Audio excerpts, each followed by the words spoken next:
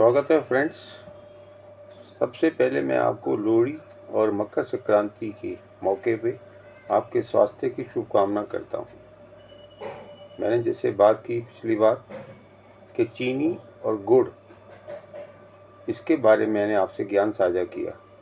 आज मैं आपसे जो एक और दूसरा मीठा है जिसको हम शहद के नाम से भी जानते हैं, इसके बारे में बात करूँगा। वैसे हमारे देश में जिस प्रकार की फसलें हैं, कुछ जगहों में खजूर होती है और खजूर से बने हुए मीठे यानी कि गुड़, इसका भी प्रयोग होता है। साथ में आपने सुना होगा ताड़ी, पाम, इससे भी मीठा हमें प्राप्त होता है जो कि बहुत पौष्टिक है। आइए हम थोड़ा संक्षिप्त में लेकिन विस्तार में आपको कुछ बातें बताना चाहूँगा। वो है शहद, जिसको हम इंग्लिश में हनी भी कहते हैं। जिस प्रकार से हमारी सभ्यता पुरानी है, ऐसे ही उस समय से चली आ रही जो चिकित्सा है, मेडिकल सिस्टम है, और तभी से मैं समझता हूँ जिस प्रकार का ज्ञान हमारे विशेषज्ञ को था, चाहे वो वनस्पति का था या जीव विज्ञान का था, ऐसी चिकित्सा शास्त्र का था, सो शहद की उत्पत्ति का ज्ञान उसी समय का है। आप समझिए शहद कितना पुराना है। ये 5-5.5 साल पुराना है। और इसका महत्व जानने वाले विशेषज्ञ ये कहते हैं कि शहद जो है एक बेशक ऐसा एक अनुपान या ऐसा एक दवा देने का साधन रहा है जिसका प्रयोग खाली दवाओं को रूप में भी इस्तेमाल होता है, दवाइयों के साथ भी इस्तेमाल होता है, और इसको एक प्रकार से ताकत की वस्तु भी माना जाता है। अर्थात एक रेस्टोरेटिव है, एक सप्लीमेंटिव है, या यूं कहें एक न्यूट्रिटिव भी है शहद। बेशक इसके जानने वाले ये कहते हैं कि जो ताज़ा शहद है वो शरीर के अंदर ताकत को ज़्यादा बढ़ाता है, अर्थात भार को बढ़ाने वाला है। और जबकि ये भी कहा जाता है कि शहद यदि पुराना हो उतना ही अच्छा है, लेकिन शहद के इस्तेमाल से शरीर का वज़न जो है वो कम भी होता है। तो ये जो जानकारी है इतनी पुरानी है, जब से शहद की जानकारी हमें हमारे जो बुक्स हैं, टेक्स्ट बुक्स हैं, खासकर जो आयुर्वेद के जानने वाले लोग हैं, उनको इस सब का ज्ञान पहले से ही पता है। ये बेशक शहद का इस्तेमाल जुखाम, खांसी या हृदय संबंधी रोग हैं ताकत के लिए, वहाँ भी इस्तेमाल होता है। पेट के जो रोग हैं वहाँ भी इसका प्रयोग होता है। और ये कहना गलत ना होगा कि शहद जो है ज़ख्म भरने की भी एक दवाई है। लोग तो इसको सुंदरता के लिए भी इतने सालों से, हजारों सालों से इसका प्रयोग करते आए हैं, चाहे वो फेस पे लगाते हों सौंदर्यीकरण के लिए या आँखों में डालने के भी काम आता है।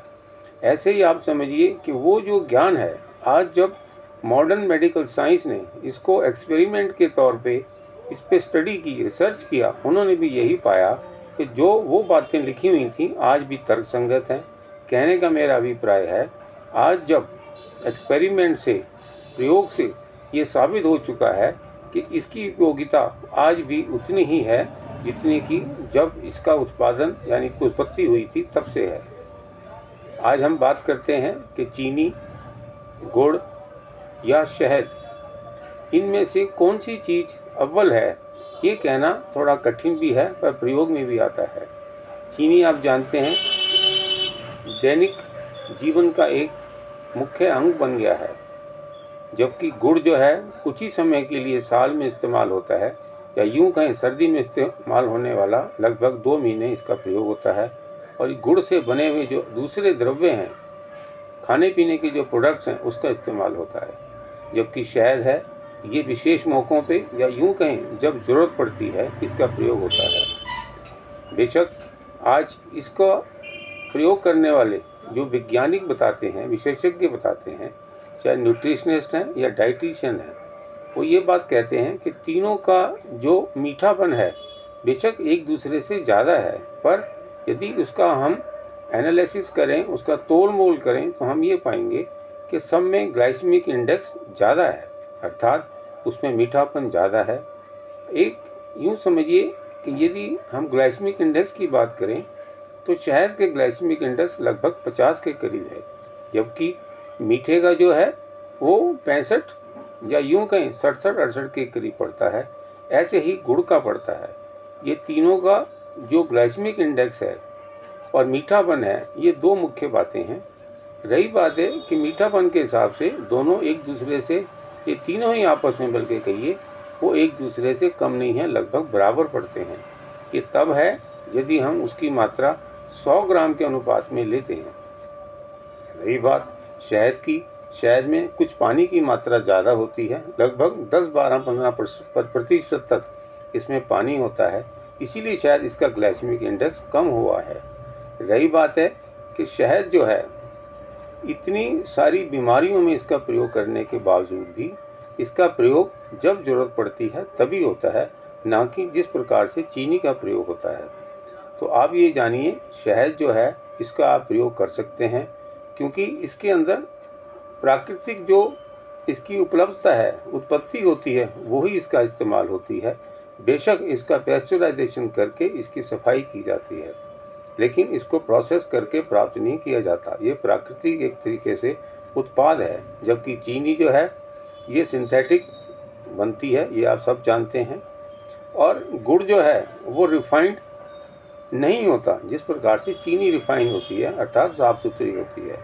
जिस प्रकार से मैंने आपको उस दिन भी बताया था कि चीनी के अंदर एक नेचुरल कार्बन से इसकी सफाई होती है। गुड़ का जो रंग होता है, अर्थात गन्ने के रस का जो रंग होता है, उससे इसको सफ़ेद करने के लिए इसके अंदर एक नेचुरल कार्बन डाला जाता है, जो कि एक हमारे जो 4 पैरों के जानवर हैं उनसे, उनकी हड्डियों से इसको सफाई की जाती है, अर्थात उसको ब्लीच करके इसकी उत्पत्ति की जाती है और इसका सफ़ेद रंग में इसको परिवर्तित किया जाता है। रही बात है शहद जो है प्राकृतिक तरीके से उपलब्ध होता है, इसमें केवल सफाई की जाती है, वो भी पैस्चराइजेशन करके। लेकिन आप एक बात और देखें कि शहद जो है, जिस प्रकार से आज के डॉक्टर, मॉडर्न मेडिकल साइंस के लोग भी मानते हैं इसको, कि वो सब बीमारियां जो पहले बताई गई हैं वो बिल्कुल ठीक हैं, और उन्होंने और इसको रिसर्च करके ये बताया है कि ये हमारे शरीर की सफाई करता है। कहने का मतलब है एंटीऑक्सीडेंट है। जो सूजन से होने वाली बीमारियां हैं, चाहे पेट के अंदर हों या पेट के बाहर हों, उसको भी ये रोकता है। यहाँ तक कि जो कैंसर के बढ़ रहे सेल हैं उसको भी ये रोकता है। ऐसे ही ये प्रीबायोटिक का भी काम करता है। ये अच्छे अच्छे ऐसे एंजाइम पैदा करता है, या यूँ कहें हमारे जो इंटेस्टाइन है, स्टमक है, उसके अंदर इस प्रकार का माहौल पैदा करता है कि वहाँ का जो उसका इंटेस्टाइनल फ्लोरा है वो अच्छा हो जाता है। वो प्रोबायोटिक्स को पैदा करने में सहायक होता है। यहाँ तक कि अब ये विशेषज्ञ मानने लगे हैं कि यदि हम कैंसर के मरीज को भी हम शहद देंगे तो हमें नुकसान नहीं होगा बल्कि लाभ होगा। तो आप ये समझिए, इन तीनों में जैसी ज़रूरत पड़ती है वैसा ही इन चीज़ों का प्रयोग होता है। रही बात, मैंने आपको बताया चीनी के अंदर कोई पोषक तत्व नहीं होते, इसके अंदर केवल एक प्रकार की एनर्जी आती है, वो भी बहुत जल्दी। जिस प्रकार हम बच्चों को, बड़ों को या रोगी हैं उनको हमें ध्यान से देना चाहिए शुगर, उसकी मात्रा को हम यदि कम लें तो ज़्यादा अच्छा है।